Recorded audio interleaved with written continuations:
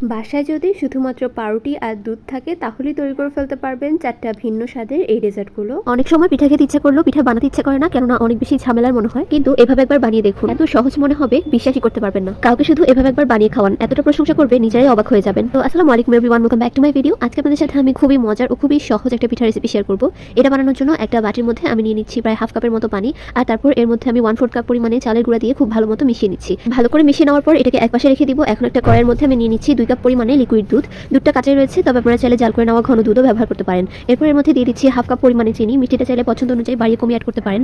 এরপর আমি চুলায় বসিয়ে এটাকে কিছুক্ষণ একটু জাল করে নিব। দুধটা যখন হালকা একটু গরম হয়ে যাবে তখন এর মধ্যে আগে থেকে মিশিয়ে রাখা চালের গুঁড়া আর পানির মিক্সারটা দিয়ে দিতে হবে। এরপর অনবরত নেড়েচেড়ে মিশিয়ে নিলেই দেখবেন যে এটা খুব সুন্দর ঘন হতে শুরু করেছে। মাঝখানে আমি এর মধ্যে কিছুটা পরিমাণে লবণ দিয়ে দিয়েছিলাম 1 চিমটির মতো, মিষ্টির ব্যালেন্সটা ঠিক থাকার জন্য। দেখতে পাচ্ছেন এটা কিন্তু অনেকটা ক্রিমি হয়ে গিয়েছে। তো আমি চুলা থেকে এটাকে নামিয়ে নিয়েছি, ঠান্ডা হওয়ার পর আরো কিছুটা ঘন হয়ে যাবে। এরপর আবারও চুলা একটা প্যানের মধ্যে 2 কাপ পরিমাণে দুধের মধ্যে 1 চিমটি লবণ, 1/4 কাপ পরিমাণে চিনি আর 4টা এলাচ দিয়ে খুব ভালো মতো নেড়েচেড়ে মিশিয়ে নিতে হবে। এখন এই দুধটাকে খুব ভালো মতো জাল করে ঘন করে নিতে হবে। যতটা ঘন করবেন এই মালাইটা কিন্তু ততটা মজার হবে। তো দেখতেই পাচ্ছেন এটা যখন এরকম কয়েকবার বলক চলে আসবে আর অর্ধেকটা হয়ে যাবে তখন আমি চুলা থেকে নামিয়ে নিয়েছি। এখন আমি কয়েকটা পাউরুটি নিয়ে নিচ্ছি আর তারপর পাউরুটির সাইডের যে ব্রাউন অংশটা আছে ওটাকে কেটে নিব। এরপর এই পাউরুটিগুলোকে একটা বেলুনির সাহায্যে এরকম আলতো হাতে বেলে নিতে হবে। এরকম একটু বেলে নেওয়ার ফলে এই পাউরুটিটা একটু পাতলা হয়ে যাবে আর এটাকে ফোল্ড করতে খুবই সুবিধা হবে। এরপর পাউরুটির এক কোণার মধ্যে আমরা যেই দুধের মিক্সারটা বানিয়ে রেখেছিলাম অর্থাৎ খিরসাটা সেটা দিয়ে দিচ্ছি। এরপর এক পাশ থেকে এরকম ভাঁজ দিয়ে তারপর একটা বয়মের মুখার সাহায্যে এরকম একটু কেটে নিচ্ছি, অর্থাৎ পুলি পিঠার শেপ দিয়ে নিব। তো এরকম করে আমি সবগুলো পিঠে বানিয়ে নিয়েছি। এখন এই পিঠাগুলোর উপরে আমরা যে মালাইটা বানিয়েছিলাম সেই মালাইটা দিয়ে দিচ্ছি। গরম গরম অবস্থায় দিব, এতে করে পাউরুটিগুলো খুব সুন্দর সফট হয়ে যাবে। তো দেখতে পাচ্ছেন অল্প অল্প করে মালাই আমি সব সাইড দিয়ে ছড়িয়ে দিচ্ছি সমানভাবে। মালাইটা দিয়ে দেওয়ার পর এরপর এগুলোর উপরে আমি কিছুটা পরিমাণে পেস্তা বাদাম কুচি দিয়ে দিচ্ছি। আপনার পছন্দ অনুযায়ী যে কোনো ধরনের বাদাম দিয়ে এটাকে পরিবেশন করতে পারেন। তো দেখতে পাচ্ছেন এটার ফাইনাল রেজাল্ট কতটা পরিমাণে লোভনীয় হয়েছে দেখেই বুঝতে পারছেন। আর এটা অনেক বেশি নরম তুলতুলে হয়ে থাকে, মুখে দিলেই একদম মিলিয়ে যায় এই ডেজার্টটা বা এই পিঠাটা। এই শীতে কিন্তু আপনারা চাইলে এটা বাসায় বানিয়ে পরিবেশন করতে পারেন, দেখবেন সবাই খুব বেশি পছন্দ করে। আসসালামু আলাইকুম everyone, welcome back to my video. আজকে আপনাদের সাথে আমি শেয়ার করব ব্রেড তিরামিসু রেসিপি। একদম সহজভাবে হাতের কাছে থাকা অল্প কিছু উপকরণেই তৈরি করে দেখাবো আজকের এই তিরামিসুটা। ইতালিয়ান হুবহু রেসিপি কিন্তু সবাই ফলো করতে পারে না, বা ইনগ্রেডিয়েন্টস গুলো কিন্তু বাংলাদেশে খুবই রেয়ার। তো তার জন্য আজকে ব্রেড দিয়ে এই তিরামিসু রেসিপিটা শেয়ার করছি। এটা লুকসটা এত বেশি সুন্দর যে সবারই কিন্তু খেতে ইচ্ছা করে, আর ব্রেড দিয়ে কিন্তু টেস্ট খুবই ভালো এসেছে। তো তার জন্য আজকে আমি রেসিপিটা শেয়ার করছি। প্রথমে 1 কাপ গরম পানির মধ্যে 1 চামচ কফি পাউডার দিয়ে খুব ভালো মতো মিশিয়ে রেখে দিচ্ছি। এরপর বড় একটা বোলের মধ্যে নিয়ে নিচ্ছি 2 কাপ পরিমাণে হুইপ ক্রিম। ক্রিমটা একটু বরফ ছিল, তো স্প্যাচুলা দিয়ে একটু মিশিয়ে নেওয়ার পর এখন এখানের মধ্যে আমি ইউজ করব কনডেন্স মিল্ক। মিষ্টিটা অবশ্যই বুঝে অ্যাড করতে হবে, কেননা ক্রিমের মধ্যে কিন্তু এক্সট্রা করে মিষ্টি দেওয়া থাকে। তো এখানে আমি 2 টেবিল চামচ পরিমাণে কনডেন্স মিল্ক দেওয়ার পর দিয়ে দিচ্ছি 2 টেবিল চামচ পরিমাণে গুঁড়া দুধ। গুঁড়া দুধ দিলে খেতে অসম্ভব মজা লাগে। তো এখন একটা হুইস্কের সাহায্যে খুব ভালো মতো মিশিয়ে নিচ্ছি সব উপকরণকে। এরপর আমি একটা ইলেকট্রিক বিটার দিয়ে এটাকে 5 থেকে 6 মিনিটের জন্য বিট করে নিয়েছি। একদম যে টাইট করে ফেলতে হবে ক্রিমটা ওরকমটা না, দেখতেই পাচ্ছেন একটু কিন্তু পাতলা টাইপের রয়েছে। তো এখন এখানের মধ্যে আমি ইউজ করছি ডানো ক্রিম। আপনারা যে কোনো ধরনের ক্রিম অ্যাড করতে পারেন। ক্রিম দিলে কিন্তু এটা টেস্ট একদম দ্বিগুণ হয়ে যায়, খেতে অসম্ভব মজাদার লাগে। তো এখন আমি চামচ দিয়ে খুব ভালো মতো এটাকে মিশিয়ে নিচ্ছি। আলতো হাতে সবকিছুকে খুব ভালো মতো মিশিয়ে নেওয়া হয়ে গিয়েছে। তো এখন এটাকে একপাশে রেখে দিব। এরপর একটা বোর্ডের মধ্যে আমি নিয়ে নিচ্ছি পাউরুটি। এখন পাউরুটির সাইডের যে ব্রাউন অংশগুলো আছে ওগুলোকে আমি কেটে নিচ্ছি। সবগুলো ব্রেড কেটে নেওয়া হয়ে গিয়েছে। তো এখন আমি একটা ডিশ নিয়ে নিচ্ছি, তারপর কয়েকটা পাউরুটিকে কেটে কেটে এরপর এই ডিশের নিচে একটা লেয়ার দিয়ে দিচ্ছি। তারপর উপর দিয়ে যে কফি আর পানিটা আমরা মিশিয়ে রেখেছিলাম ওইটা একটা ব্রাশের সাহায্যে পুরো ব্রেডের উপরে দিয়ে দিচ্ছি। দেখতে পাচ্ছেন সব সাইড দিয়ে একদম সমানভাবে দিয়ে দেওয়া হয়ে গিয়েছে। এতে করে ব্রেডটা খুব সুন্দর নরম আর সফট হয়ে যাবে। এরপর আমরা যে ক্রিমটা বানিয়ে রেখেছিলাম ওইটা দিয়ে দিচ্ছি। একটা লেয়ারে ক্রিম দেওয়া হয়ে গেলে তারপর উপর দিয়ে আমি আরো কিছুটা পাউরুটি লেয়ার দিয়ে দিচ্ছি। পাউরুটির উপরে আবারও সেম ভাবে কফি মিক্সার দিয়ে দিচ্ছি। এরপর আবারও ক্রিম দিয়ে দিচ্ছি। এখানে আমি পাউরুটির 3টা লেয়ার দিয়েছি, আপনারা চাইলে 4টা বা 2টাও দিতে পারেন পছন্দ অনুযায়ী বা ডিশের সাইজ অনুযায়ী। তো ক্রিমটা ভালো মতো স্প্রেড করে দেওয়া হয়ে গিয়েছে। এরপর উপর দিয়ে আরও একটা লেয়ার দিয়ে দিচ্ছি পাউরুটির, আবারও কফি সিরাপ দিয়ে দিচ্ছি। এরপর উপরে সবগুলো ক্রিম দিয়ে দিচ্ছি যতটা বেঁচে ছিল।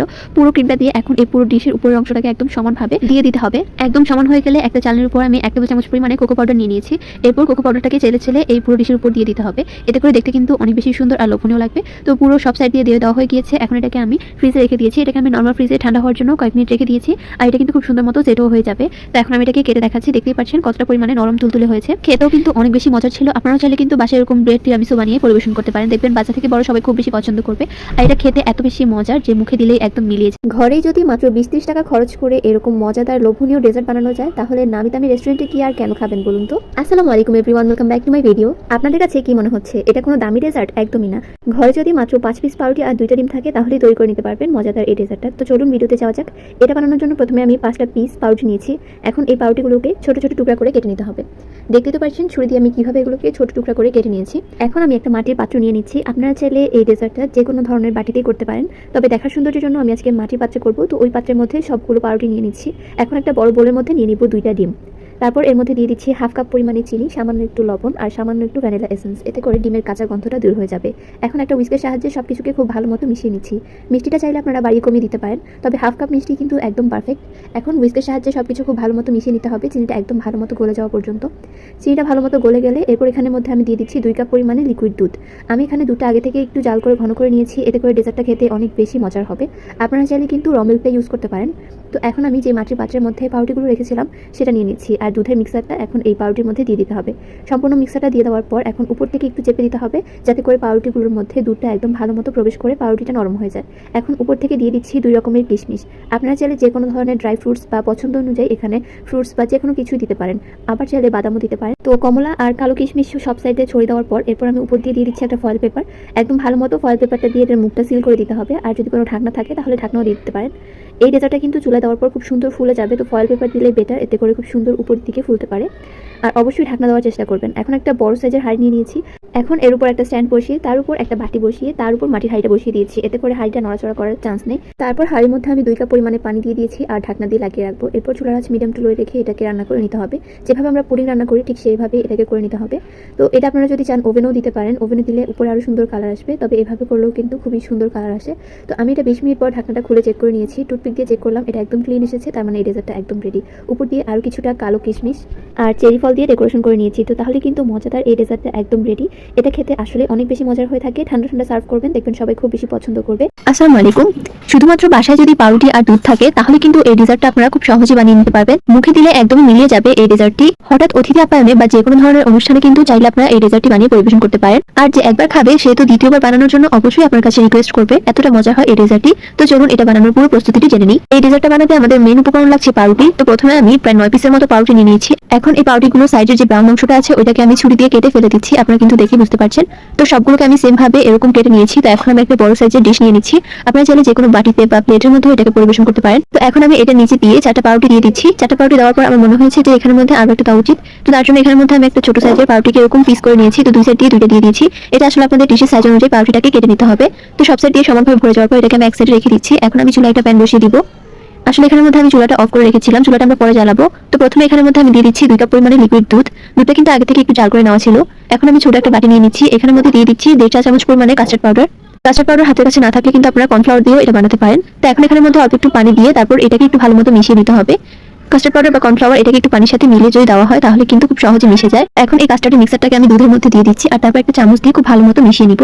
এখন এখানের মধ্যে আমি চিনি অ্যাড করব। এখানের মধ্যে আমি 3 টেবিল চামচ পরিমাণে চিনি অ্যাড করেছি।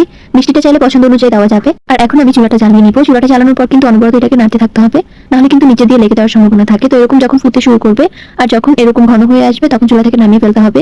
এটা কিন্তু খুব সহজেই ঘন হয়ে যায়, অনেকটা বেশি টাইম লাগে না এটা বানাতে। তো এখন আমি এই মিক্সারটাকে গরম গরম পাউরুটির উপরে ঢেলে দিচ্ছি। গরম গরম দিলে কিন্তু এটা পাউরুটির ভিতরে খুব সহজে প্রবেশ করে আর পাউরুটিটাকে অনেক বেশি সফট করে। এটাকে আমরা মালাই বলে থাকি। এই মালাইটা কিন্তু এমনিতে খেতে অনেক বেশি মজার হয়। তো আমি সব সাইড দিয়ে খুব সুন্দর মতো এটাকে স্প্রেড করে দিচ্ছি। যতটা পরিমাণে দুধের এই মিক্সারটা বানাবেন তার অর্ধেকটা পরিমাণে প্রথম লেয়ারে দিব। আর এখন উপরে আমি আরেকটা লেয়ারের জন্য 4 পিস পাউরুটি দিয়ে দিয়েছি। এখন এই পাউরুটির মধ্যে বাকি অর্ধেক যে দুধের মিক্সারটা ছিল ওইটা দিয়ে দিচ্ছি। এটাকেও খুব ভালো মতো সব সাইড দিয়ে সুন্দর মতো স্প্রেড করে দিতে হবে। তো সম্পূর্ণটা দেওয়ার পর আমি একটা স্প্যাচুলা দিয়ে খুব সুন্দর মতো এটাকে ছড়িয়ে দিচ্ছি। আপনারা চাইলে কিন্তু এইভাবেও ফ্রিজে রেখে এটাকে পরিবেশন করতে পারেন, তবে আমি এখানের মধ্যে একটু হুইপ ক্রিম ব্যবহার করেছি। এর ফলে কিন্তু খেতে আর দেখতে অনেক বেশি সুন্দর হবে। আপনাদের হাতের কাছে না থাকলে কিন্তু এটা ব্যবহার করার প্রয়োজন নেই। তো এখানের মধ্যে আমি হাফ কাপ হুইপ ক্রিমকে একটু বিট করে নিয়েছি। তো এখন ক্রিমটা সম্পূর্ণটা আমি এখানের মধ্যে দিয়ে দিয়েছি আর তারপর একদম সব সাইড দিয়ে সমান করে দিয়েছি। এখন উপর দিয়ে আমি কিছু কিশমিশ অ্যাড করে দিচ্ছি সব সাইড দিয়ে খুব সুন্দর মতো ছড়িয়ে ছড়িয়ে। আর কিশমিশের সাথে দিয়ে দিব কিছু বাদাম কুচি। আমি এখানের মধ্যে কাঠবাদাম কুচি ইউজ করেছি, আপনাদের হাতের কাছে যে কোনো ধরনের বাদামই দিতে পারেন। বাদামের সাথে আমি আরো অ্যাড করেছি জাফরান। জাফরান দিলে কিন্তু ফ্লেভারটা অনেক বেশি ভালো আসে আর দেখতেও কিন্তু অনেক বেশি সুন্দর লাগে। এখন এটাকে ফ্রিজে রেখে দিব 2 ঘন্টার জন্য। 2 ঘন্টার মধ্যে কিন্তু এটা খুব সুন্দর মতো ঠান্ডা হয়ে যাবে। আর যে কোনো ধরনের ডেজার্ট কিন্তু ঠান্ডা ঠান্ডা খেতে খুব বেশি ভালো লাগে। ফ্রিজ থেকে বের করে তারপর এটাকে আমি কেটে নিয়েছি আর দেখুন কতটা বেশি ক্রিমি হয়েছে। এটা খেতে কিন্তু অনেক বেশি ভালো ছিল, যে কেউ খেলে কিন্তু এটার প্রশংসা করতে বাধ্য হবে। তো গাইস, আমার আজকের ভিডিওটি ছিল এই পর্যন্ত। ভিডিওটি ভালো লাগলে প্লিজ চ্যানেলটি সাবস্ক্রাইব করে পাশেই থাকবেন। আল্লাহ হাফেজ।